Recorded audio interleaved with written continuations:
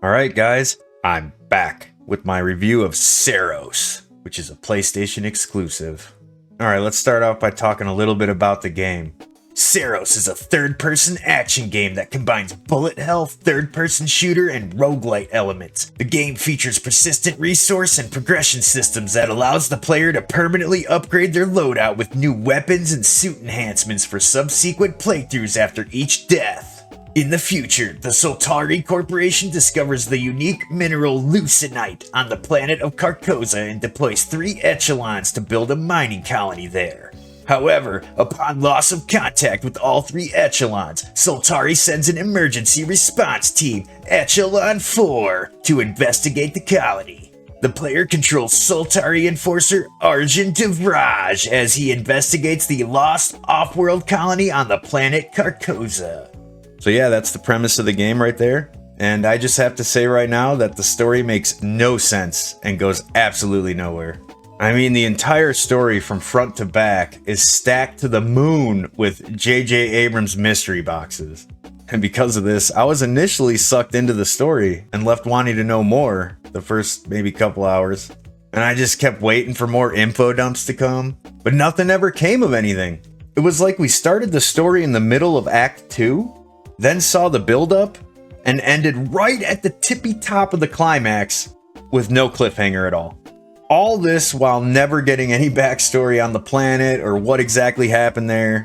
You're just like a fly on the wall, hearing people talk amongst each other, but never having any context of what's being said. So you're always just as clueless as before. And it was a very frustrating experience enduring this story and never getting any payoff of any kind.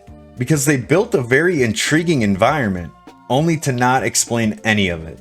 The game's overall art direction and story seem to be an amalgamation of many different IPs into one. It's like Aliens meets The Arrival, meets the Sun God guy from Elden Ring, meets Doom Eternal. And that mashup is actually pretty awesome. It's just too bad we didn't get to learn any of the who, what, when, where, why, and how. So to say the least, the story was not just terrible, but completely forgettable, and if anything, just frustrating and annoying. So Saros was developed by the Finnish video game developer housemarque Inc., based in Helsinki, and published by Sony Interactive Entertainment. housemarque is the oldest active game developer in Finland. They were acquired by Sony Interactive Entertainment in June 2021, and they became part of the PlayStation Studios. And some of the games that housemarque are known for developing most recently are Outland from 2011, Alienation from 2016, which is a really badass twin-stick shooter if you've never played it. It's really fun. And Returnal from 2021. And this game runs on the Unreal Engine 5. Now, most of the Unreal Engine 5 games that I've reviewed have been pretty janky and unoptimized, but that is not the case here. I repeat, that is not the case here. This might be one of the best Unreal Engine 5 games I've played so far when it comes to graphics and gameplay together. We'll talk about that a little later, but I don't have many complaints about the game engine here. They didn't try to do too much with the game engine, and it actually paid off. Alright, so moving on to the good aspects of the gameplay. As bad and disengaging as the story was, I didn't really care too much because the gameplay loop and progression system alone kept me coming back for more.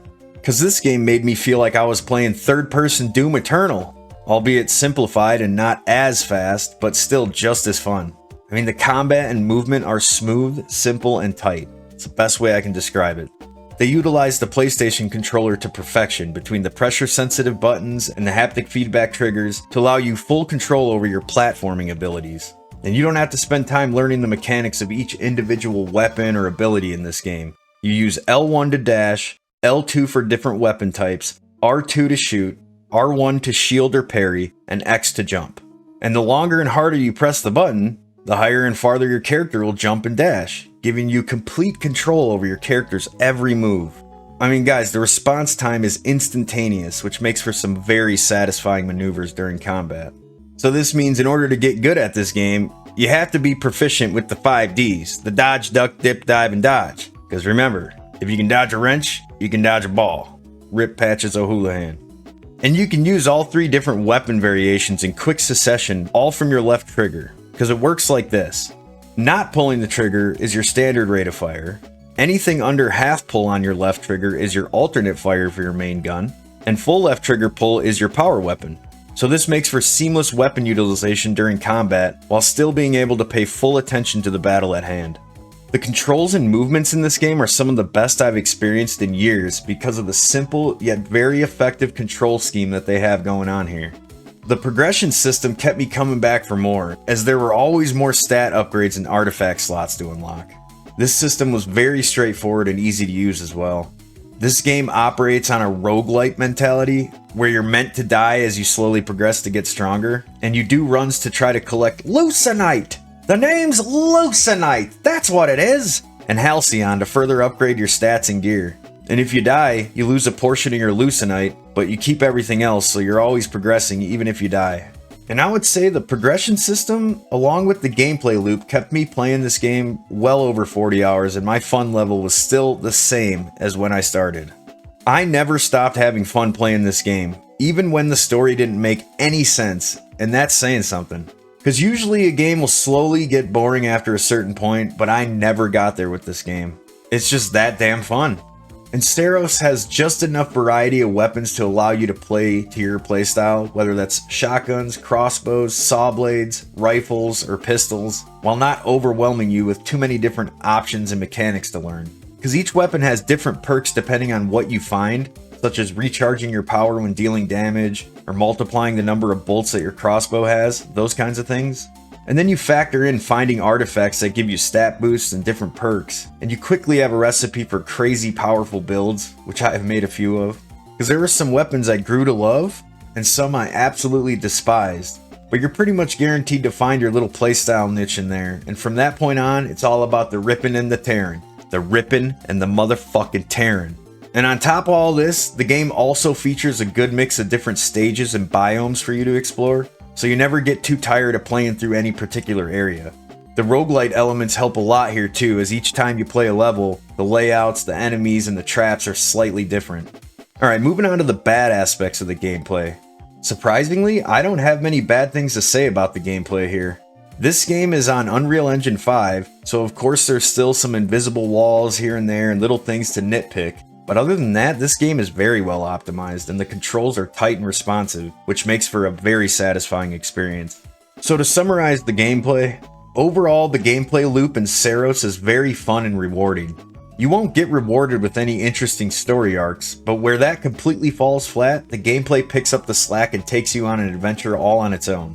The controls and responsiveness are some of the best I've experienced in years. This is exactly the kind of tight controls you want in a platforming third-person shooter game, and they nailed it. Because this game plays like a third-person Doom Eternal, which after the disappointment that was Doom the Dark Ages, this game scratched that frantic bullet hell itch that I had ever since playing Doom Eternal.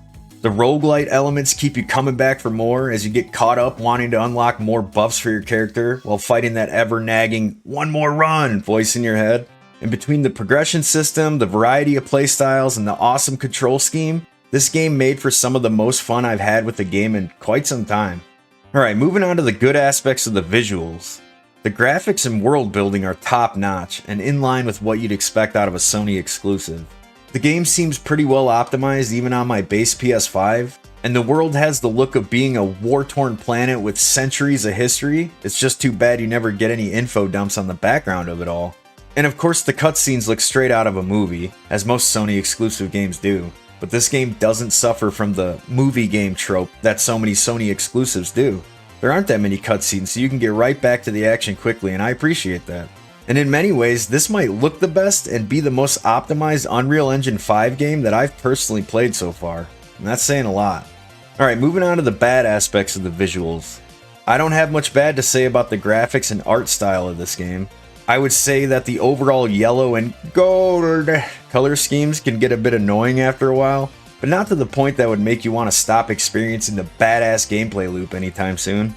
Like I said before, you could nitpick the game with having invisible walls and spots and things of that magnitude, but there's no point because none of these minuscule problems in visuals will do anything to take away from the tight, well-optimized gameplay in the end. It's just way too much fun. Alright, so to summarize the visuals. Overall, the graphics and environments look amazing. Unreal Engine 5 finally shines here, with well-optimized gameplay and environments, along with realistic graphics and cutscenes. The visuals do nothing but add to the already awesome gameplay loop here in Saros, so positives all around. Alright, moving on to the good aspects of the sound. The music and sound effects are done pretty well here too. The soundtrack is good overall and really helps to set the tone during those frantic battles. The music is akin to Doom Eternal once again, with the drop A metal music kicking in during epic battles, albeit not nearly as good as anything Mick Gordon puts out, but still providing the same sentiment. And the weapons and atmospheric sounds are crisp and clear, working together to create a nice ambiance to this game.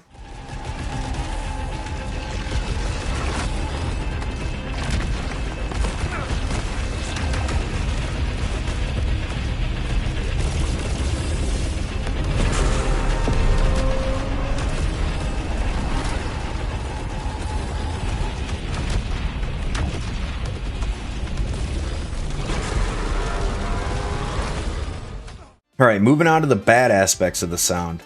I don't have much bad to say about the sound in this game either. You could make a case for why you don't like certain voice actors for different reasons, but I cared so little for the story here, I mean so little, that it wouldn't have mattered one way or the other, and so it didn't really affect my experience with the gameplay at all. And I didn't have any other issues with the sound during my time with this game, so... To summarize the sound, the music and sound effects are on point in this one. The overall sound works perfectly together to give you that Doom Eternal bullet hell type of experience. Good stuff all around, gotta give the golf clap. Alright, moving on to my final thoughts. Overall, I had an absolute blast playing through Saros. Gameplay wise, this was the game I didn't know I needed.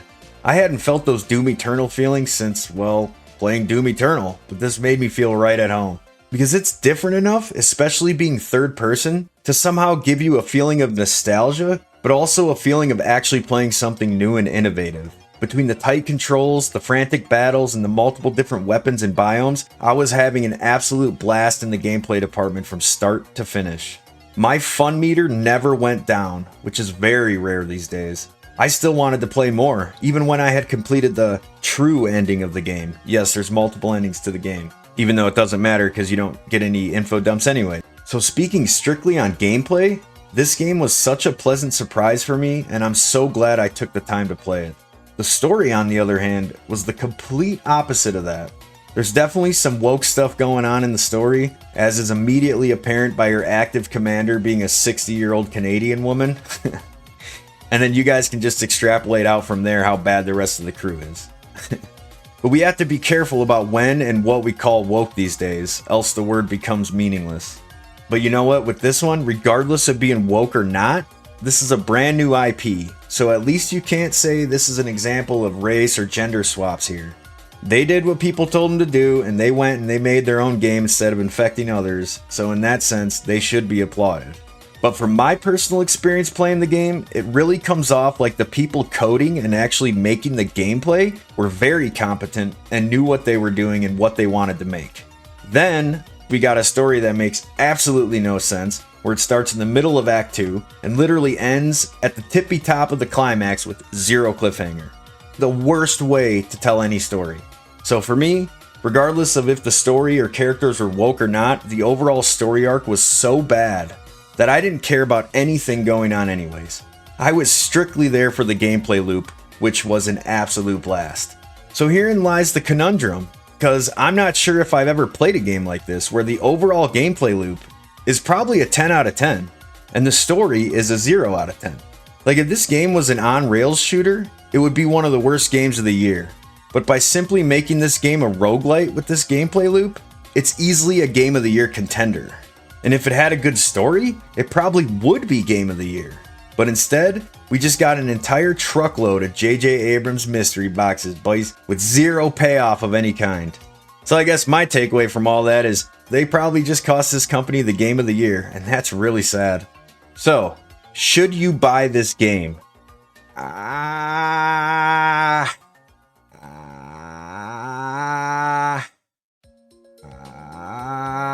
Yeah!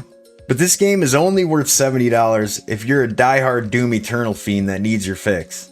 Because otherwise, I personally can't recommend this game for more than $40, unfortunately. Because although the gameplay is amazing and worth $70, the story or lack thereof brings it back down to earth real quick. But you can still have a blast while completely ignoring the story in this one, thank God.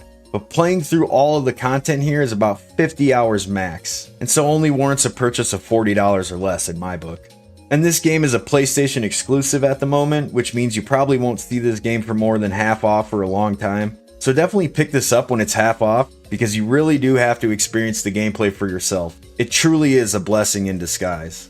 Well guys, that was my review of Saros.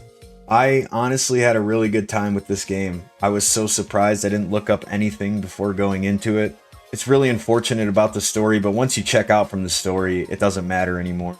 You're just in for the gameplay, and it is so fun. So I definitely recommend checking it out. Let me know what you guys think. Did you guys play this one already? Are you planning on picking it up? What did you guys think of it? But until next time, guys, I'll be seeing ya!